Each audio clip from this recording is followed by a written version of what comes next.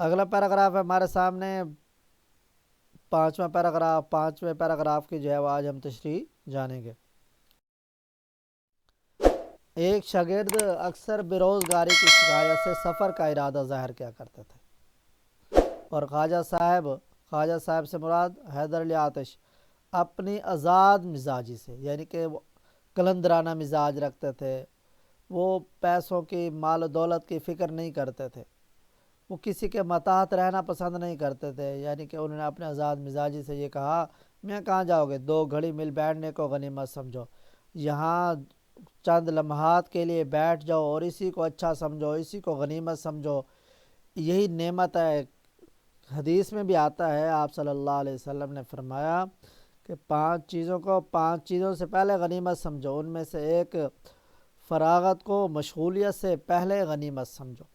تو انسان جب تک فارغ ہوتا ہے، انسان کو غنیمت سمجھنا چاہیے کہ انسان کے پاس بہت کچھ وقت ہے، لیکن جب انسان مصروف ہو جاتا ہے پھر انسان کو کچھ بھی حاصل نہیں ہوتا۔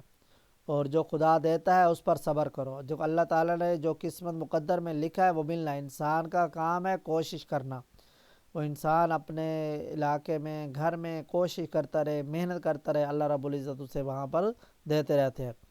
تو ایک دن وہ آئے اور کہا کہ حضرت رخصت کو آیا ہوں، فرمایا خیر باشد کہاں؟ انہوں نے کہا کل بنارس کو روانہ ہو جاؤں گا، کچھ فرمائش ہو تو فرما دیجئے۔ تو انہوں نے کہا کہ بس اتنا کام کرنا، وہاں کے خدا کو میرا سلام کہہ دینا۔ وہ حیران ہوا کہ حضرت یہاں اور وہاں کے خدا کوئی جدا جدا ہے؟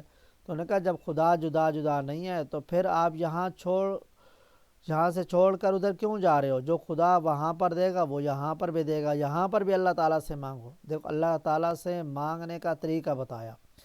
اللہ تعالیٰ سے انسان مانگے تو اللہ تعالیٰ دیتے ہیں، انسان اللہ تعالیٰ سے مانگتا نہیں ہے۔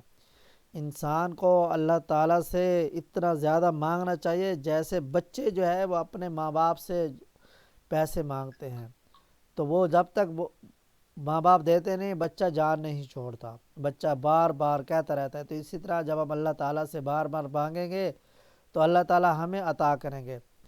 تو انہوں نے جب اس بات کا ذکر کیا تو ان کے دل پر ایک ایسا اثر ہوا کہ انہوں نے سفر کا ارادہ موقوف ترک کر دیا، چھوڑ دیا، اور خاطر جمی سے بیٹھ گئے اور دل لگا کر وہیں پر بیٹھ گئے، اور بالکل انہوں نے سفر کا ارادہ ترک کر دیا۔